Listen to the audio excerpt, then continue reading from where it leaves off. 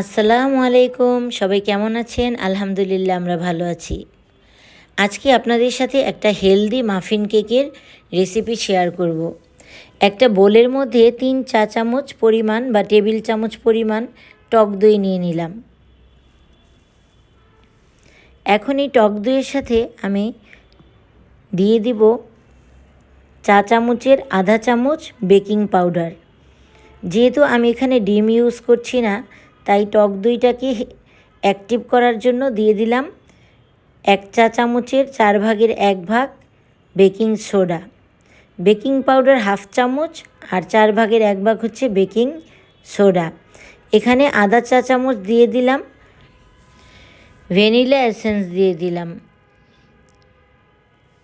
তো এটাকে ভালো করে মিক্সড করে নেব। সাথে দিয়ে দিলাম তেল, সয়াবিন তেল পরিমাণ মতো, চাইলে আপনি মেল্টেড বাটারও দিতে পারেন। আমি সয়াবিন তেল দিয়ে দিলাম। এখন এখানে দেখতে পাচ্ছেন খেজুরকে বিচি ছাড়িয়ে নিলাম।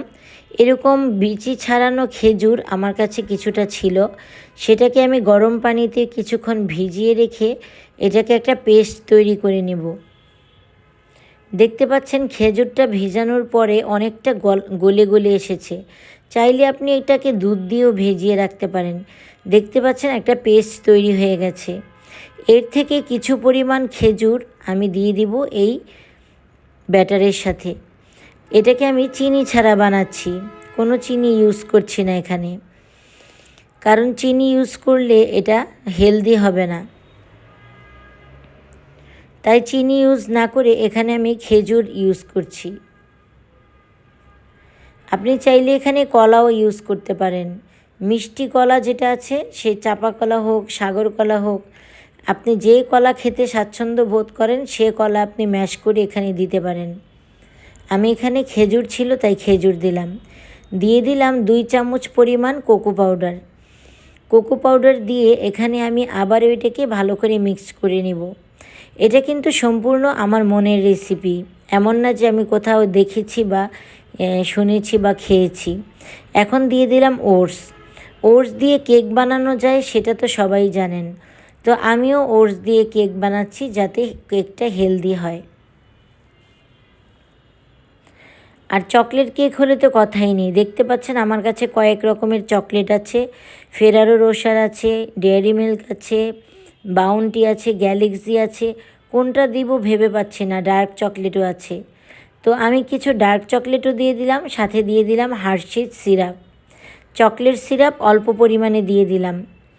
যেহেতু এখানে চিনি দিইনি, এটাকে একটু ইয়ামি টেক্সট দেওয়ার জন্য আমার চকলেট সিরাপ দিতেই হবে।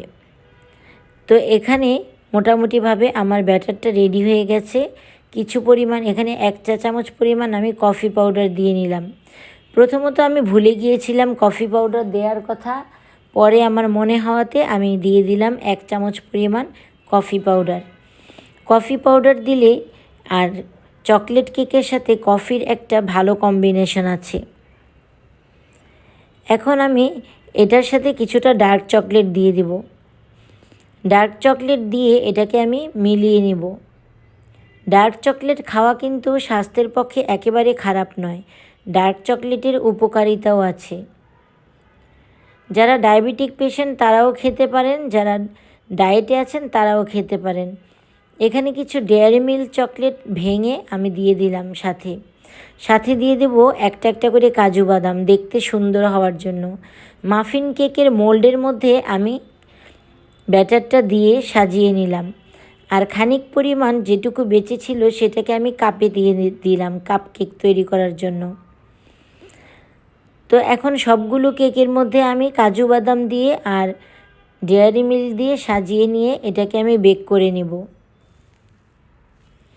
মাফিন কেক বেক হতে কিন্তু বেশি সময় লাগে না। দেখতে পাচ্ছেন আমার কেকগুলো পুরোপুরি রেডি হয়ে গেছে। সিলিকনের মোল্ড থেকে আমি বের করে নিলাম কেকটা। দেখতে যেমন সুন্দর হয়েছে, খেতে তেমনি সুস্বাদু হয়েছে।